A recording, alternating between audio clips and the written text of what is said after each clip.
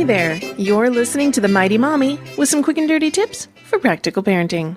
The season is upon us. I'm not talking about the holidays. I'm talking about flu and cold season. Yuck.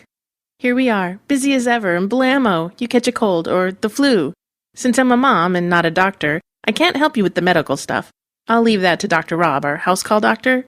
I'm here to tell you about natural ways you can help prevent spreading the cold and flu within your family. Mostly I feel like I'm reminding you of all the things everyone else is telling you, but hey, a little reinforcement sure can't hurt. And as always, if you have additional tips, please leave them in the comments page on the transcript. We can all use as much help as possible when it comes to staying healthy. Cleanliness is your first defense against germs. Germs are what make kids sick, and kids come into contact with lots of germs all of the time. Washing hands with soap and warm water is the most effective way to clean.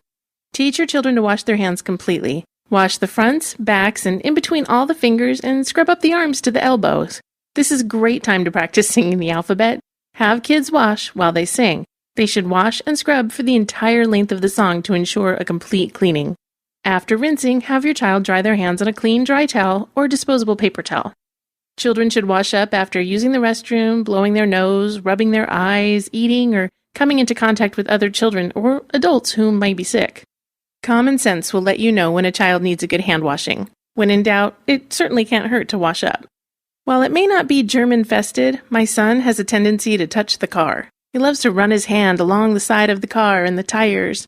When his hand is good and black, it's pretty obvious that he needs to wash. There are other much germier things that we don't see after our kids spend time touching them. One example is the impulse buying section of department and grocery stores. You know that little section where you check out? They stock it with gum, candy, beef jerky, and overpriced, mostly broken toys. My kids are always picking up the yo-yos and fake phones, which are placed there for that exact reason. Do you think about how many other children have stood in that line and played with that toy? That's probably why they're broken. I cringe when I see my children start toward those toys and steer them away as quickly as possible. I imagine those toys are just covered with nasty germs, and I let my kids know it. Sometimes willpower wins out over mommy's good advice. I turn my back to pay for groceries and hear my daughter telling her brother, "Mommy said not to touch it. Ew, germs!" She's extremely helpful. If your children have good manners, they probably say excuse me when they sneeze or bless you when someone else does. I think it's important to teach the manners of keeping germs to yourself. If my kids are going to cough or sneeze, I ask them to face away from other people and cough or sneeze into a tissue or napkin that they promptly throw away. Of course, this should be followed by a good hand washing. If you have a child who's coughing or sneezing frequently, keep them armed with a nice supply of tissues and keep yourself armed with some hand sanitizer. I know that some people are not fans of hand sanitizer, but when you can't immediately get to a washroom, it's a great substitute to keep on hand.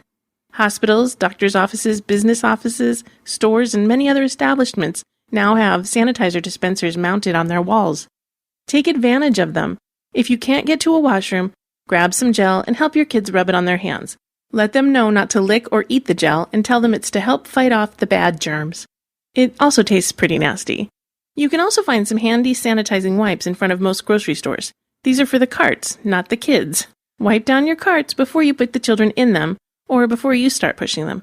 Remember, these are used by different people, both healthy and sick throughout the day. You don't know who was there before you. Another way to decrease the amount of germs you're sharing with your surroundings is to go outside. Make your surroundings bigger and give your germs and other people's germs some space.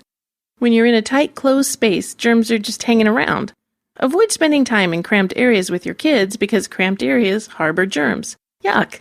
Take your kids out to play and spend some time getting fresh air. Not only will that keep them healthy, it will encourage exercise, and, my favorite, it will tire them out. This brings us to another germ-fighting tip.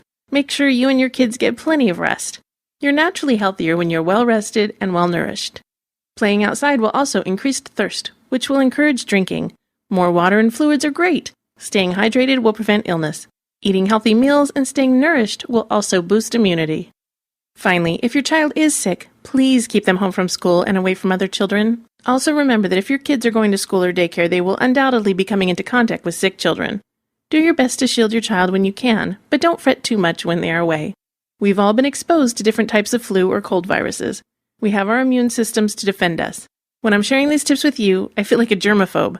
But I'm really not afraid of the germs. I just want to do my best to keep them at bay.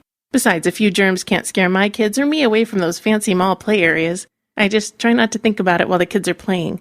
Then I take them home, and wash them. That's it for now. Thanks for listening. If you'd like to request a topic for the Mighty Mommy, you can email me directly at mommy@quickanddirtytips.com or leave a message by calling 206-202-2185. This is your friend, the Mighty Mommy, wishing you happy and fun parenting.